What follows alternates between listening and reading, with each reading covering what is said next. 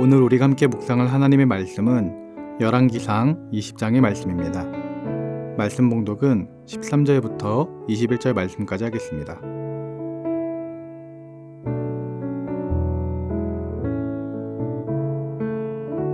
한 선지자가 이스라엘 아합 왕에게 나아가서 이르되 여호와의 말씀이 내가 이 큰 무리를 보느냐 내가 오늘 그들을 내 손에 넘기리니 너는 내가 여호와인 줄을 알리라 하셨나이다. 아합이 이르되 누구를 통하여 그렇게 하시리이까 대답하되 여호와의 말씀이 각 지방 고관의 청년들로 하리라 하셨나이다. 아합이 이르되 누가 싸움을 시작하리이까 대답하되 왕이니이다.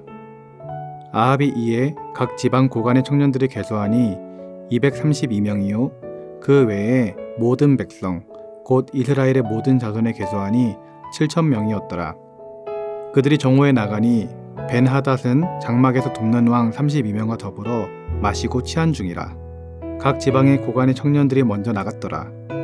벤하닷이 정탐꾼을 보내었더니 그들이 보고하여 이르되 사마리아에서 사람들이 나오더이다 하매 그가 이르되 화친하러 나올지라도 사로잡고 싸우러 나올지라도 사로잡으라 하니라. 각 지방 고관의 청년들과 그들을 따르는 군대가 성읍에서 나가서 각각 적군을 쳐 죽이매 아람 사람이 도망하는지라. 이스라엘이 쫓으니 아람 왕 벤하닷이 말을 타고 마병과 더불어 도망하여 피하니라. 이스라엘 왕이 나가서 말과 병거를 치고 또 아람 사람을 쳐서 크게 이겼더라. 아멘.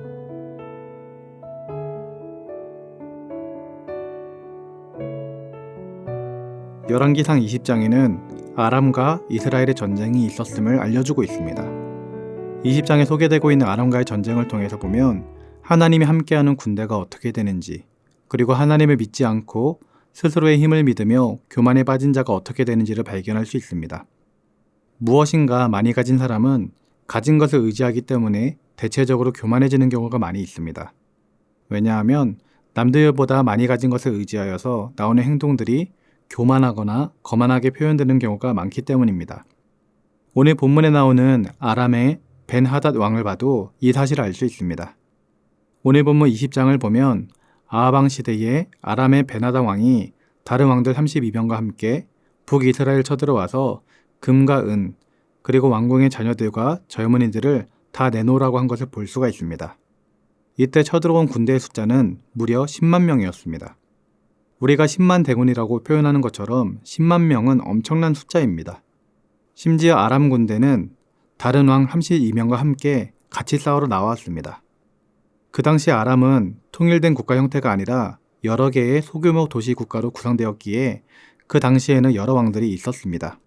여하튼 북이스라엘로서는 싸우기 매우 벅찬 상대였던 것입니다. 하지만 하나님께서는 한 익명의 선지자를 아합에게 보내어 말씀을 전하게 하십니다. 13절 말씀입니다. 여호와의 말씀이 내가 이 큰 무리를 보느냐 내가 오늘 그들을 내 손에 넘기리니 너는 내가 여호와인 줄을 알리라. 이렇게 하여 아합은 이스라엘의 군사를 모집하기 시작했습니다. 하지만 그 숫자는 7,000명밖에 되지 않았습니다.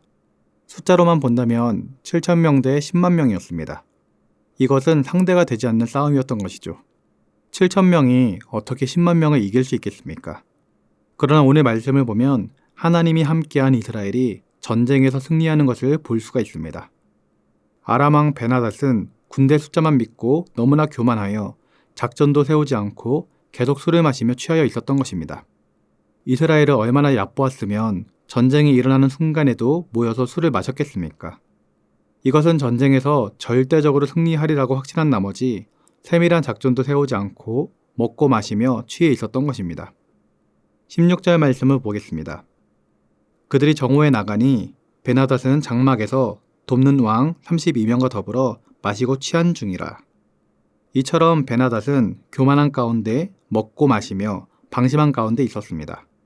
그런 상황 가운데 이스라엘에서는 고관의 청년들이 먼저 나갔습니다. 정오의 시간에 아람 군대를 기습했었던 것입니다. 근동 지역은 날씨가 무덥기 때문에 보통 점심때에는 휴식과 수면의 시간으로 이용되었습니다. 그런데 선발대는 이 취약한 시간을 이용하여서 벤하닷의 진영을 기습했던 것입니다. 그때 벤하닷은 다른 왕 32명과 함께 술을 마시고 취하여 있었던 것이죠. 어느 정도로 취했는가 하면 여기서 사용된 히브리어 단어 치하다는 일반적으로 판단력을 상실할 만큼 만취된 상태를 가리키는 단어였습니다. 10만 대군이라는 숫자만 믿고 이미 승리한 것처럼 교만하게 행동했고 깨어 있어야 할 시간에 술에 취해 있었던 것이죠. 그 결과 아람은 전쟁에서 패하게 되었습니다.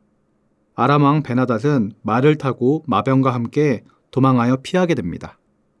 21절 말씀을 보면 이스라엘 왕이 나가서 말과 병거를 치고 또 아람 사람을 쳐서 크게 이겼더라. 이렇게 하여 이스라엘과 아람과의 1차 전쟁은 이스라엘의 승리로 끝나게 됩니다. 7,000명 대 10만 명의 전쟁.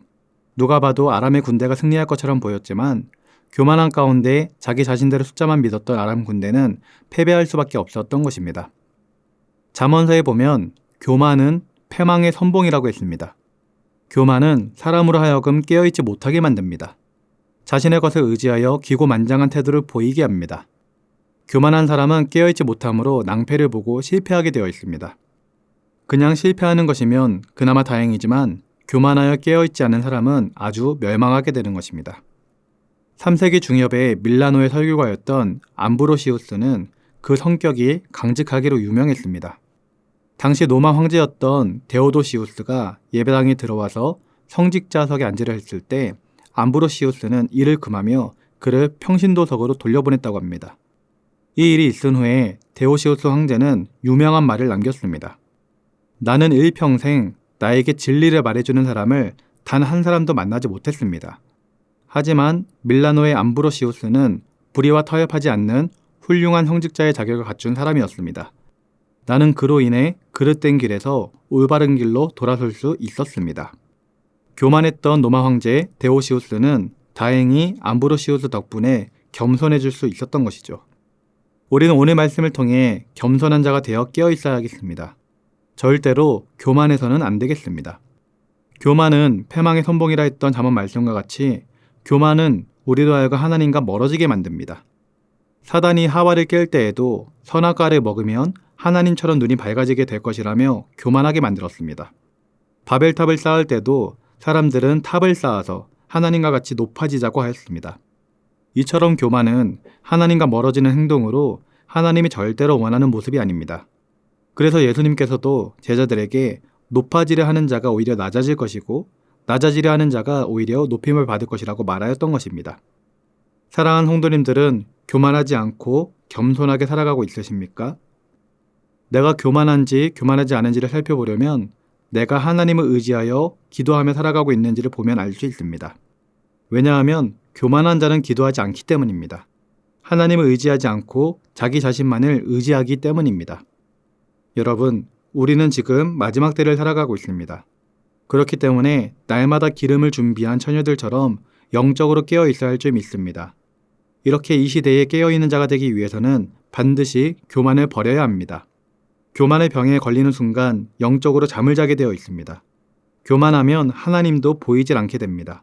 마치 아람 왕 베나닷이 많은 병력의 숫자만 믿고 작전도 세우질 않고 술만 마시고 취해 있었던 것처럼 교만하면 잠에서 깨어날 수가 없는 것입니다. 이 마지막 때에 깨어있으라고 권면했던 사도 바울의 말처럼 우리는 이 마지막 시대에 영적으로 잠들지 않기 위해서 항상 겸손하고 하나님의 말씀 앞에서 주님만 의지하며 살 수 있기를 주님의 이름으로 기도드립니다. 기도하겠습니다. 사랑의 하나님 아버지, 교만은 패망의 선봉이라고 하였던 것처럼 교만한 자는 멸망하게 되는 것을 깨닫게 됩니다. 오늘 본문에서도 10만 대군을 이끌었던 아람 왕은 교만한 가운데 전쟁에서 패하게 되었습니다.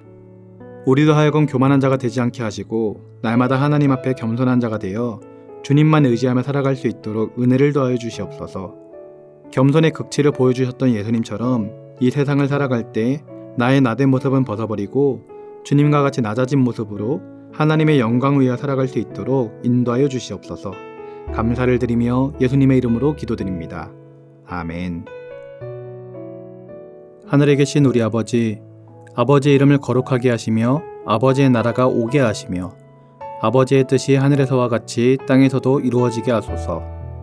오늘 우리에게 일용할 양식을 주시고 우리가 우리에게 잘못한 사람을 용서하여 준 것 같이 우리 죄를 용서하여 주시고 우리를 시험에 빠지지 않게 하시고 악에서 구하소서. 나라와 권능과 영광이 영원히 아버지의 것입니다. 아멘.